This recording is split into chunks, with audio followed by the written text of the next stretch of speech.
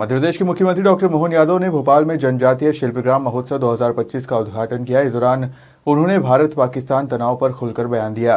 उन्होंने कहा कि भारत अब पहले जैसा नहीं रहा। डॉक्टर यादव ने पाकिस्तान को कड़ा संदेश देते हुए कहा कि अगर कोई भारत की ओर बुरी नजर से देखेगा तो उसका सत्यानाश निश्चित है। राजधानी भोपाल के रविंद्र भवन में जनजातीय शिल्पग्राम महोत्सव का आयोजन किया गया, जिसका शुभारंभ मुख्यमंत्री डॉक्टर मोहन यादव ने दीप प्रज्वलित कर किया। इस अवसर पर जनजातीय कार्य विभाग मंत्री विजय शाह समेत अन्य गणमान्य प्रतिनिधि उपस्थित रहे। महोत्सव के दौरान सीएम डॉक्टर यादव ने जीआई टैग प्राप्त गोंड पेंटिंग के 4 कलाकारों को ऑथराइज यूजर कार्ड और एनआईसी द्वारा विकसित प्रशिक्षण किट वितरित की। साथ ही बादल भोई जनजातीय स्वतंत्रता संग्राम सेनानी संग्रहालय की कॉफी टेबल बुक का भी विमोचन किया गया। सीएम डॉक्टर मोहन यादव ने संबोधित करते हुए प्रधानमंत्री नरेंद्र मोदी के नेतृत्व की खुलकर तारीफ की। उन्होंने कहा कि मोदी सरकार ने न सिर्फ आंतरिक सुरक्षा को मजबूत किया, बल्कि आतंक के खिलाफ निर्णायक कार्रवाई कर यह भी दिखा दिया कि भारत अब किसी भी साजिश को सहन नहीं करेगा। मिसाइल डिफेंस सिस्टम की मजबूती का उदाहरण देते हुए बताया कि कैसे भारत आज हवा में दुश्मन के रॉकेट और मिसाइल को दिवाले के पटाखों की तरह नष्ट कर रहा है। उनका कहना था कि मोदी जी अगर एक बार तय कर लें तो 7 जन्म तक दुश्मन को चैन नहीं लेने देंगे। सीएम ने आतंकवादी मसूद अजहर और उसके परिवार को मिट्टी में मिलाने वाली कार्रवाई का जिक्र किया। देश के दुश्मन पाकिस्तान और उनके तमाम उस मुल्क में हमारे देश के लिए दुराग्रह रखने वाले सभी आतंकवादी, उनके छोड़े गए घातक मिसाइल, रॉकेट जो छोड़ सकते थे, क्या दिवाली के खिलौने की तरह हमारा एयर सिस्टम डिफेंस वाला क्या उसको वापस नष्ट कर रहा हवा में। अभी तो हमारे बाके बहादुर बलशाली योद्धा, सेना के सब अलग अलग प्रकार के ट्रेनिंग पाए हुए जवान, अधिकारी, ये तो अभी अपनी मर्यादा में ही है। अभी तो हमारी आने वाले समय की हुंकार यशस्वी प्रधानमंत्री के नेतृत्व में, रक्षा मंत्री के नेतृत्व में दुनिया देख रही है। एक एक करके वो सारे तरीके देख रही है। तो इनको जमीन में गाड़ने वाली बात जो प्रधानमंत्री ने कहा था कि हम जमीन में गाड़ देंगे, वाकई वो आगे चल करके ऊपर से गड्ढा करते हुए भी नीचे के उनके गुप्त तिलघर को भी फोड़ करके पूरे के पूरे उस आतंकवादी मसूद के खरे खानदान को मिट्टी में मिलने का काम किसी ने किया तो हमारे प्रधानमंत्री के नेतृत्व में सरकार ने करके दिखाया। सीएम डॉक्टर मोहन यादव ने कर्नल सोफिया को लेकर कहा, उनकी 3 पीढ़ियां सेना में रही है, बेटियां कम पड़ती है क्या हिंदू, क्या मुसलमान, सभी धर्म ने मिलकर कश्मीर से लेकर कन्याकुमारी तक सब दलों के लोग प्रधानमंत्री के साथ हैं। आजादी के बाद यह पहला अवसर है। दुश्मनों के खिलाफ पूरा देश एक है, यह संदेश दिया गया है। 11 साल का यह समय गुजरा जब भारत ने अपनी 5वीं आर्थिक ताकत के रूप में पहचान बनाई।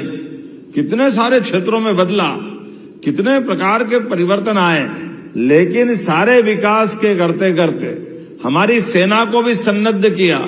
आधुनिक तकनीक के आधुनिक तब यंत्र को ला करके सरकार के लिए आने वाले चुनौती के लिए भी ऐसा लग रहा है कि जैसे हमने वर्षों से अपनी वो पुरानी पद्धति को बदल करके दुश्मन से निपटने के लिए 24 घंटे के तो ठीक है, 4 घंटे के भी अंदर अगर कोई नापाक हरकत करता है तो देश जो मुकाबला कर लेता है।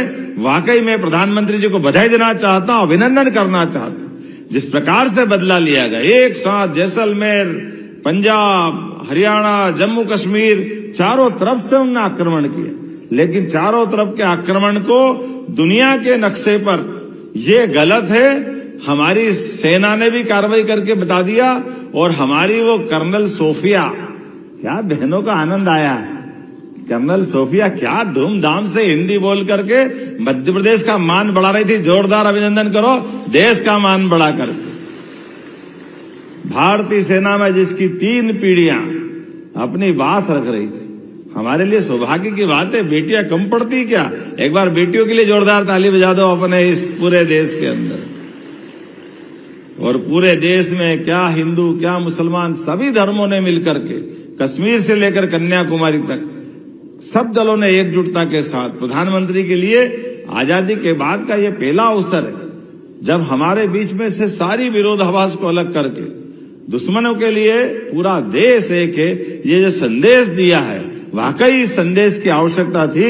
मैं पुनः आपके माध्यम से बधाई देता हूं। मुख्यमंत्री डॉक्टर मोहन यादव ने जनजातीय शिल्पग्राम महोत्सव में जनजातीय कलाकारों की सराहना करते हुए कहा कि सरकार कलाकारों और आदिवासी समुदाय के साथ मजबूती से खड़ी है। मुख्यमंत्री ने महोत्सव में प्रदर्शित काष्ठ, धातु और मृत्तिका शिल्प की प्रशंसा करते हुए कलाकारों की कल्पनाशीलता को मां सरस्वती का वरदान बताया। आज जब मैं यहाँ बात कर रहा हूँ तो प्रोजेक्ट आदिरंग के साथ national institute of design Bhopal के माध्यम से आपने इसका मदद की, देश का आपको भी बधाई देना चाहूंगा। हमारे कलाकारों की प्रतिभाओं को और निखारने में आपके माध्यम से लाभ मिलेगा। ये महत्वाकांक्षी 3 वर्षीय प्रोजेक्ट है जिसमें सभी प्रकार के शिल्पकारों को आपके माध्यम से पारंपरिक डिजाइन में अनुभवी फैकल्टी के माध्यम से उच्च स्तरीय शिक्षा प्रदान करेंगे।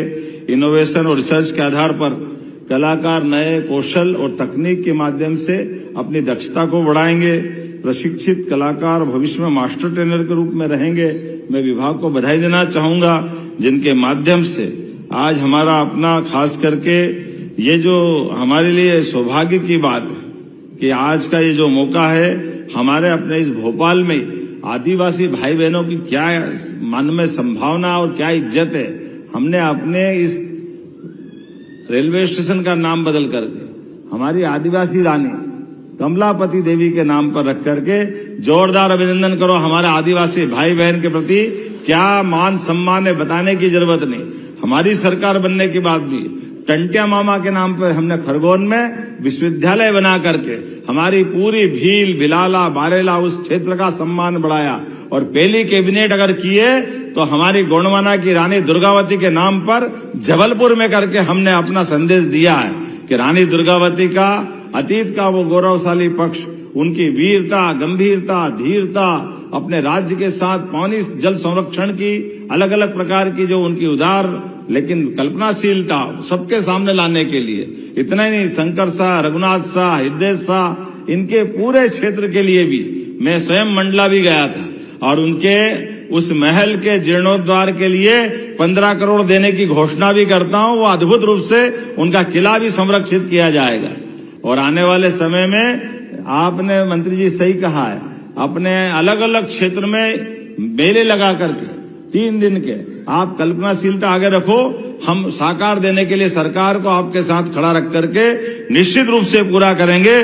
3 दिवसीय इस महोत्सव में जनजातीय शिल्प, व्यंजन, नृत्य और संगीत की झलक देखने को मिलेगी जिसमें देश भर से आए कारीगर हिस्सा ले रहे हैं। भोपाल से उमेश यादव की रिपोर्ट।